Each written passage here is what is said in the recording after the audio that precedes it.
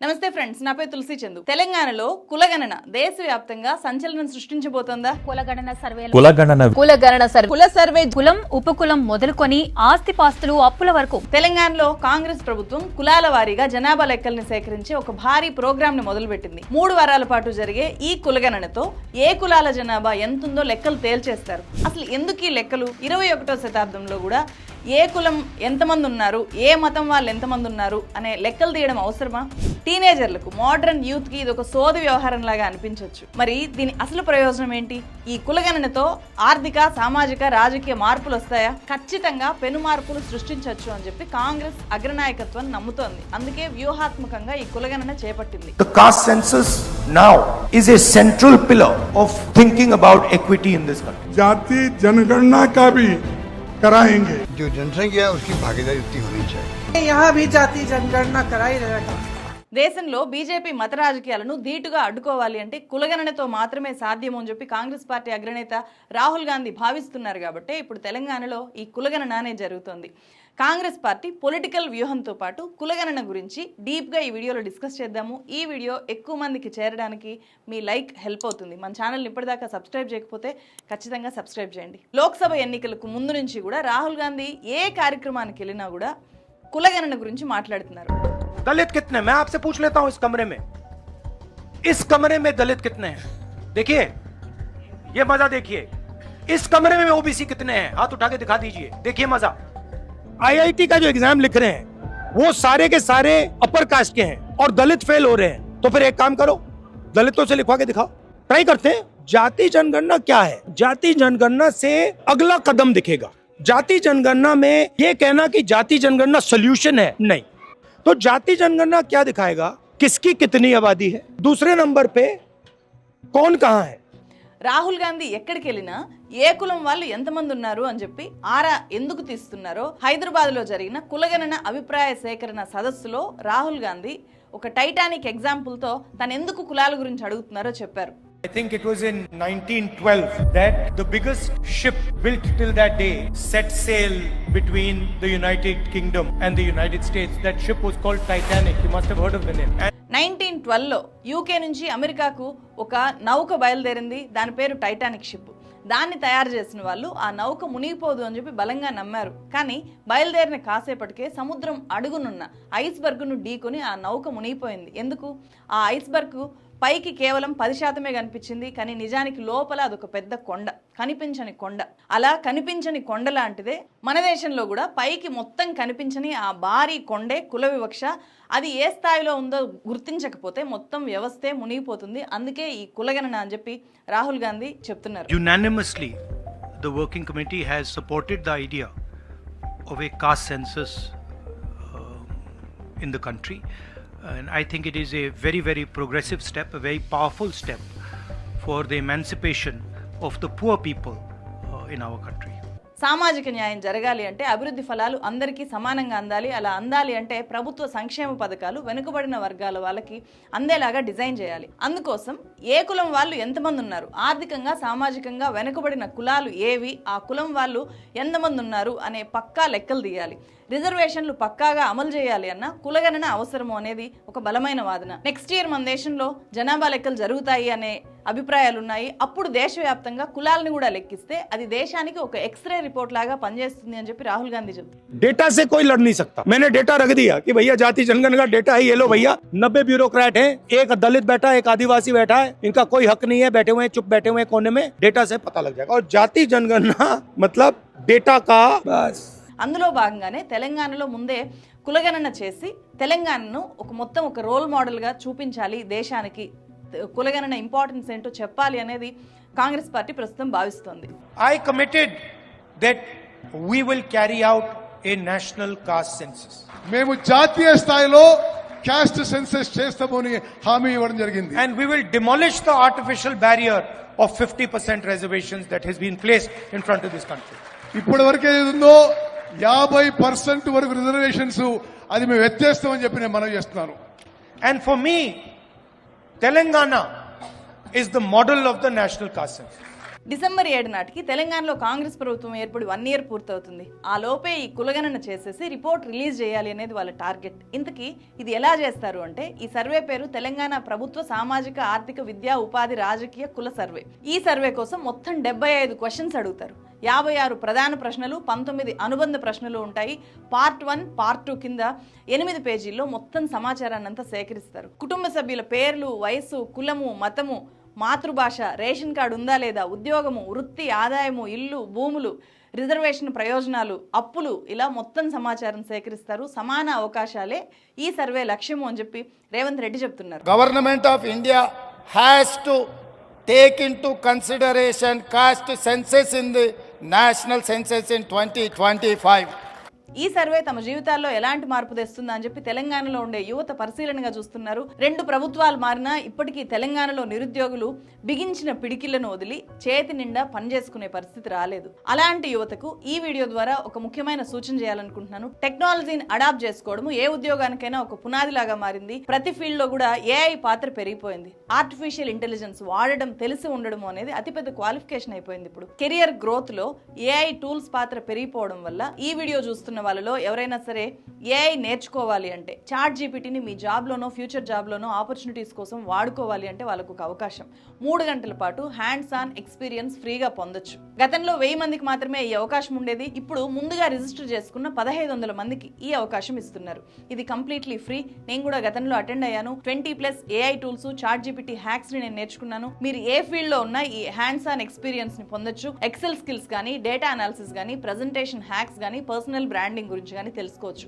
AI వల్ల career 10x లో, salary 3x లో గ్రో చేసుకునే అవకాశాలు ఇప్పుడు ఉన్నాయి. 10 లక్షల మందికి పైగా ఈ online hands on AI training కు అటెండ్ అయ్యారు. నేను రిజిస్ట్రేషన్ లింక్ ని డిస్క్రిప్షన్ లో, కామెంట్ సెక్షన్ లో ఇచ్చాను. రిజిస్టర్ చేసుకోండి. మీకు అవసరమైతే ముందుగా రిజిస్టర్ చేసుకున్న వాళ్ళకి మాత్రమే దీనికి అటెండ్ అయ్యే అవకాశం ఉంటుంది. మీరు ₹1 కూడా ఖర్చు పెట్టకుండానే నేర్చుకోవచ్చు. జాబ్ సర్చింగ్ లో ఉన్నవాళ్ళు, మీకు తెలిసిన వాళ్ళు ఎవరైనా ఉంటే వాళ్ళకి మస్ట్గా దీన్ని షేర్ చేయండి. ఇది ఒక మంచి అవకాశం. మళ్ళీ విషయంలోకి వెళ్తే క్యాస్ట్ సెన్సస్ ఎందుకు ఇంపార్టెంట్ అనేది చరిత్రలోకి వెళ్తే ఇంకా కొంచెం బాగా మనకు అర్థమవుతుంది. మన దేశంలో అధికారికంగా క్యాస్ట్ సెన్సస్ ఎప్పుడు జరిగాయో తెలుసా? 1931లో. ప్రస్తుతం ప్రభుత్వం దగ్గరున్న డేటా చాలా పాతది, స్వాతంత్రానికి ముందు నాటిది, బ్రిటిష్ కాలం నాటి లెక్కలున్నాయి. ఆ తర్వాత జనాభా లెక్కలు తీస్తున్నా కూడా ఎస్సీ ఎస్టీల జనాభా లెక్కలు మాత్రమే సేకరిస్తున్నారు. బీసీ కులాలను అసలు లెక్కించట్లేదు. అందుకే ఎప్పటి నుంచో జనాభా లెక్కల్లో కులాల వారీగా జనగణన చేయాలి అనే డిమాండ్లు ఎక్కువగా ఉన్నాయి. అదే టైంలో 21వ శతాబ్దంలో కూడా కులాల కార్డులు తీయాలా, ఎవరు ఏ కులం అయితే ఏంటి, ఏ మతం అయితే ఏంటి, నా కులం ఇది అని చెప్పి ఎందుకు చెప్పుకోవాలి అని వాదించే వాళ్ళ సంఖ్య కూడా బాగా పెరుగుతోంది. తెలంగాణలో కుల నిర్మూలన సంఘము కులం మతం లేకుండా పిల్లల పేర్లు రిజిస్టర్ చేసుకోవాలి అని చెప్పి ఎప్పటి నుంచో పోరాడుతున్న, కోర్టుకి ఎక్కి గెలిచిన కొంతమంది అభ్యుదయవాదులు వాళ్ళ వాయిస్ చాలా బలంగా వినిపించారు. ఆ ప్రభావము ఈసారి కులగణనలో వాళ్ళు చూపించగలిగారు.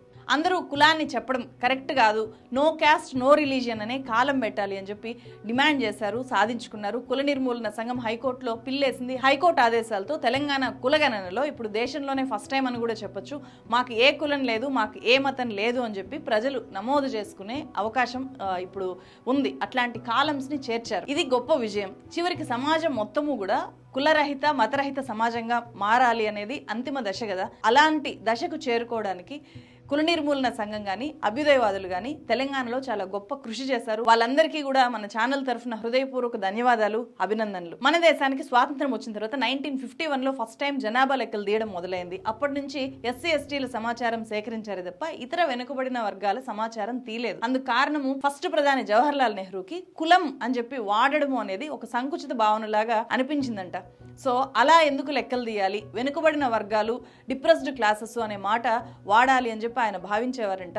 సో అందుకే కులాల వారీగా జనాభా లెక్కలు తీయలేదు, కులం అనే మాట నేరుగా వాడలేదు అని అంటున్నారు. అయితే అదే నెహ్రూ మనవడు రాహుల్ గాంధీ ఇప్పుడు దేశవ్యాప్తంగా కుల నిర్మూలన, సామాజిక న్యాయం చేయడానికే కులాల లెక్కలు తీయాలి అని చెప్పి అంటున్నారు. I committed on behalf of the Congress party in Parliament House that we will carry out a national caste census.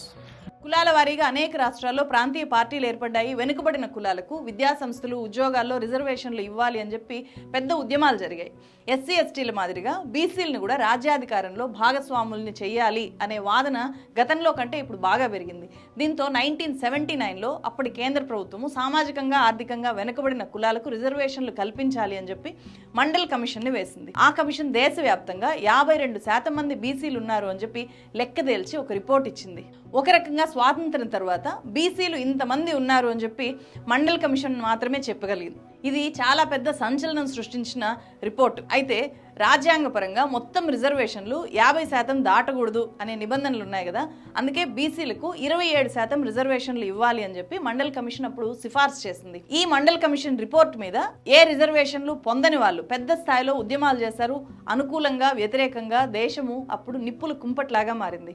1989లో అధికారంలోకి వచ్చిన VP Singh government Mandal commission రిపోర్టుల్ని దృష్టిలో పెట్టుకొని దేశవ్యాప్తంగా బీసీలకు 27% రిజర్వేషన్ ని వర్తింపజేశారు. हमने सरकारी नौकरियों में पिछड़े वर्गों के लिए 27% आरक्षण देने का निर्णय किया है.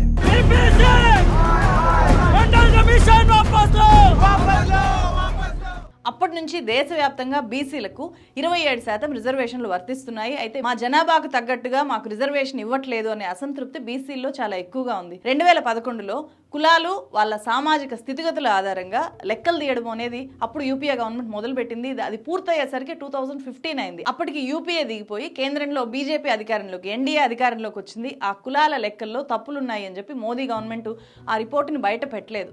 ఇక్కడ మోదీ గవర్నమెంట్ ఏం చెప్పింది అంటే బయట పెట్టకపోవడానికి అప్పట్లో 120 కోట్ల జనాభా ఉంటే 90 కోట్ల మందిని మాత్రమే లెక్కించారు అని చెప్పి 1931 జనాభా లెక్కల ప్రకారం దేశంలో 4147 కులాలుంటే 2011 నాటికి ఆ కులాల సంఖ్య 46 లక్షలకు ఎలా చేరుకుంటుంది అని చెప్పి ప్రశ్నిస్తూ ఆ తప్పులు ఉండడం వల్లనే మేము బయట పెట్టట్లేదు ఈ రిపోర్ట్ని అని చెప్పి కేంద్ర ప్రభుత్వం చెప్పింది. ఆ తర్వాత కొన్ని రాష్ట్రాల్లో జనాభాకు తగ్గట్టుగా రిజర్వేషన్లు అమలు చేయడం కోసము కులగణన అనేది రాష్ట్రాలు ఇండివిజువల్గా నిర్వహించాయి. అలా 2015లో కర్ణాటక, 2023లో బీహార్ గవర్నమెంట్ నిర్వహించాయి. కర్ణాటక ప్రభుత్వం తన నివేదిక బయట పెట్టలేదు కానీ 2023లో కులగణన చేసిన బీహార్ నితీష్ కుమార్ గవర్నమెంట్ మాత్రము ఆ సర్వే రిపోర్టు బయట పెట్టింది. వెనుకబడిన వర్గాలు 27.12%, ఈబీసీలు 36.01%, ఈ ఇద్దరు కలుపుకుంటే బీసీల సంఖ్య 63.13% ఉంది అని చెప్పి తేల్చింది. ఈ నివేదికలో అగ్రకులాల జనాభా 15.52% ఉంటే ప్రభుత్వ ఉద్యోగులు 6.41% ఉన్నారు. అదే ఓబీసీ జనాభా 27% ఉంటే ఉద్యోగులు 6.21% ఉన్నారు. ఆ స్థాయిలో వ్యత్యాసాలు ఉన్నాయి అని చెప్పి ఒక్క రాష్ట్రంలోనే తేలితే మరి దేశవ్యాప్తంగా ఏ స్థాయిలో వ్యత్యాసాలు ఉంటాయి అనే చర్చ చాలా ఎక్కువగా ఉంది. బీసీ కులాలు ఎక్కువగా ఉండే తెలంగాణలో కులగణన ఖచ్చితంగా చేపట్టాలి అని చెప్పి ఎక్కువ వర్గాల నుంచి డిమాండ్లు ఉన్నాయి. బీసీ కులాలు ఎందుకు అంత ఇంపార్టెంట్, ఎందుకు వాళ్ళు అంత ఎక్కువగా కులగణనని డిమాండ్ చేస్తున్నారు అనేది ఇక్కడ అర్థం చేసుకోవాలి. బీసీల జనాభా మీదనే సమగ్రమైన లెక్కలు లేకపోవడంతో ఈ కులగణన బీసీలకే పరిమితమైనట్టుగా పైకి కనిపిస్తుంది.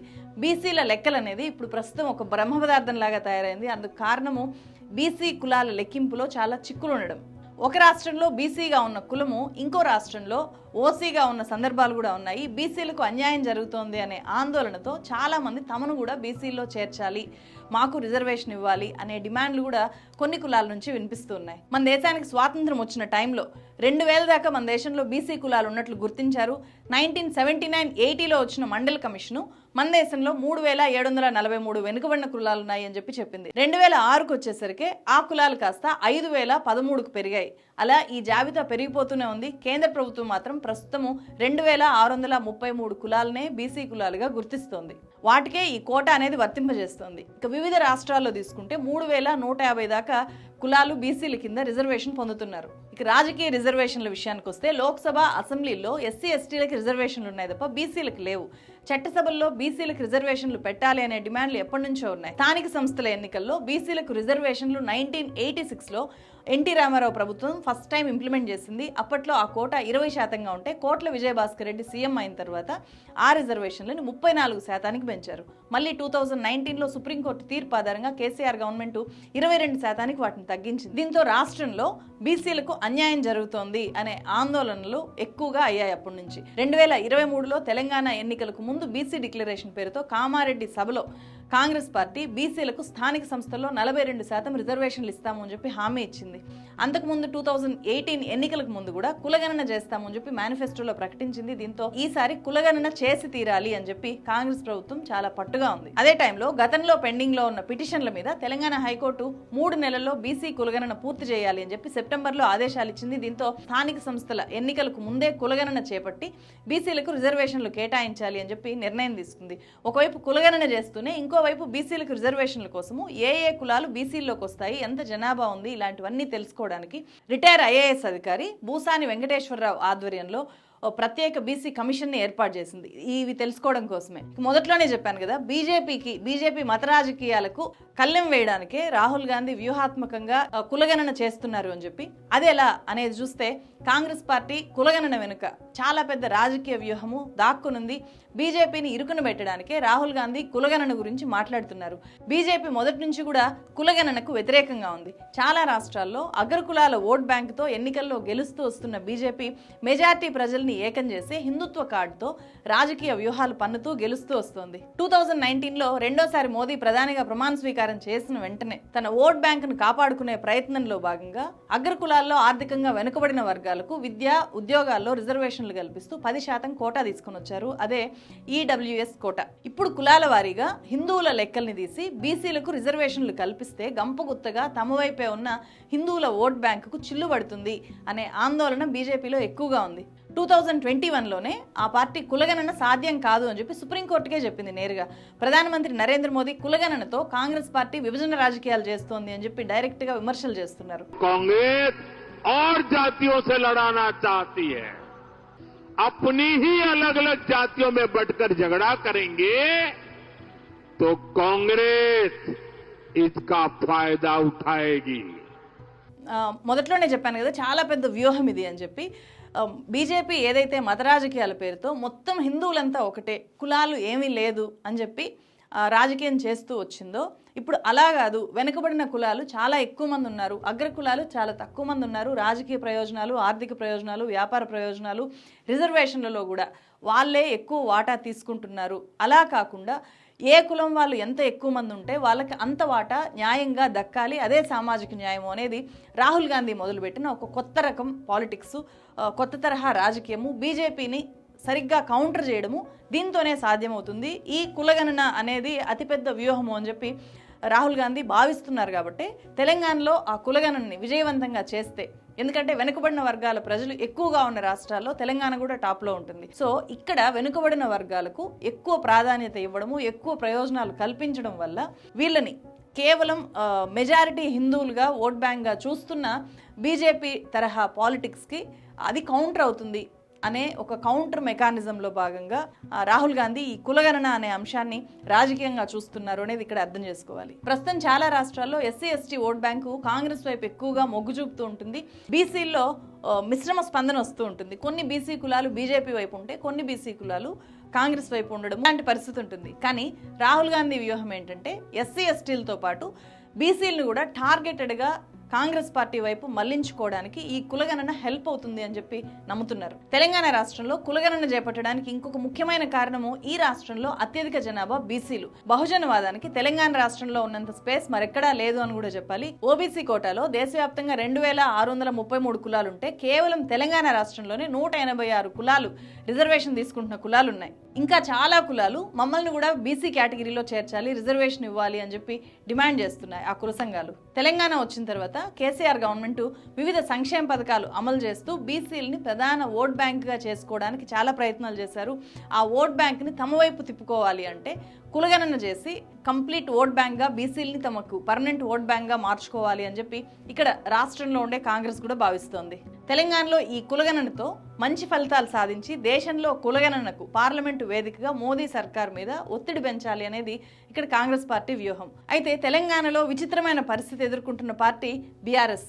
కులగణనకి అనుకూలము, మేము సపోర్ట్ చేస్తున్నాము అని చెప్పి డైరెక్ట్గా చెప్పలేదు. అలా చెప్తే మీరెందుకు చేయలేదు అని కాంగ్రెస్ వెంటనే క్వశ్చన్ చేస్తుంది. మేము వ్యతిరేకము అంటే బీసీ ఓట్ బ్యాంకు చెదిరిపోతుంది. బీసీలు మీరు కులగణనకి ఎలా వ్యతిరేకిస్తారు, మాకు ప్రయోజనం కలుగుతోంది కదా అని చెప్పి వెంటనే బీసీలు వ్యతిరేకిస్తారు బీఆర్ఎస్ని. కాబట్టి ముందుకెళ్ళలేక వెనక్కి తగ్గలేక ఒక ఏమీ మాట్లాడలేని ఒక కండిషన్లో ఇక్కడ బీఆర్ఎస్ ఉండిపోయింది. తెలంగాణ బీజేపీది కూడా ఇంకో విచిత్రమైన పరిస్థితి. కులగణనకు మేము అనుకూలము అంటే మరి కేంద్రం ఎందుకు వ్యతిరేకిస్తుంది, మీ మోదీ ఎందుకు వ్యతిరేకిస్తున్నారు అని చెప్పి క్వశ్చన్ వస్తుంది. మేము వ్యతిరేకము అంటే మీరు ఎట్లా వ్యతిరేకిస్తారు?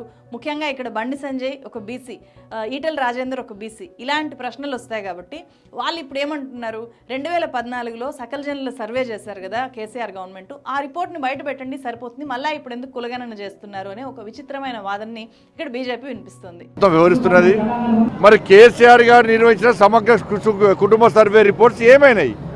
ఆయన బయటపడలే, వీళ్ళు బయటపడతలేదు.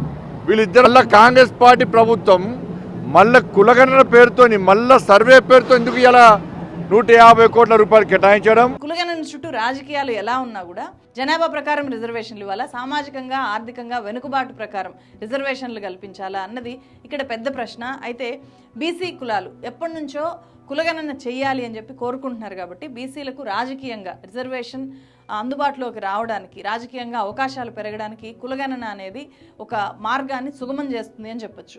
మొత్తంగా చూస్తే జనాభా నిష్పత్తి ప్రకారం రిజర్వేషన్లు ఉండాలి, రిజర్వేషన్లు అమలు చేయాలి అని ప్రభుత్వాలు కనుక భావిస్తే తక్కువ జనాభా ఉన్న కులాల పరిస్థితి ఏంటి? అలాగే సామాజికంగా ముందుండి ఆర్థికంగా వెనుకబాటు ఉన్న కుటుంబాలు కులాల పరిస్థితి ఏంటి? బీసీ జనసంఖ్య చాలా ఎక్కువగా ఉంటే అంత మేరకు రిజర్వేషన్లు పెంచడం సాధ్యమవుతుందా అని తేల్చడం కూడా అంత ఈజీ కాదు. అలాగే ఎవరు బీసీ ఎవరు కాదు అనేది తేల్చడం కూడా అంత ఈజీ కాదు. మొత్తంగా చూస్తే తెలంగాణ కులగణన అనేది చాలా చిక్కుముళ్ళని తేలిగ్గా విప్పేలాగా చేయడంతో పాటు కొత్త రకం ముళ్ళను కూడా వేసే అవకాశాలు అయితే కనిపిస్తున్నాయి. సో వీటన్నిటిని ఎట్లా సాల్వ్ చేస్తారు? తెలంగాణ కులగణన అనేది జాతీయ స్థాయిలో మొత్తం సెన్సస్కి దారితీస్తుందా లేదా? దీని ఫలితాలు, దీని రియాక్షన్స్ ఎలా ఉంటాయి అనేదైతే ఈ మొత్తం ప్రాసెస్ పూర్తయ్యేదాకా వెయిట్ చేయాలి. ఈ మొత్తం కులగణన మీద ఒక ప్రైమరీ అవగాహన అయితే ఈ వీడియో మీకు ఇచ్చింది అని చెప్పి నేను అనుకుంటున్నాను. సో ఈ వీడియో ఎక్కువ మందికి చేరడానికి షేర్ చేయండి. అలాగే నేను ఈ వీడియోలో రికమెండ్ చేసిన ఏఐ టూల్స్ నేర్చుకోవాలి అంటే, ఆ హ్యాండ్స్ ఆన్ ఎక్స్పీరియన్స్ మీకు కావాలి అంటే నేను డిస్క్రిప్షన్లో కామెంట్ సెక్షన్లో ఇచ్చిన లింక్ మీద క్లిక్ చేసి రిజిస్టర్ చేసుకోవచ్చు. ఫస్ట్ రిజిస్టర్ చేసుకున్న 1500 మందికి ఫ్రీగా అటెండ్ అయ్యే అవకాశం ఉంది. మరో వీడియోతో మళ్ళీ కలుస్తాను. Thank you so much.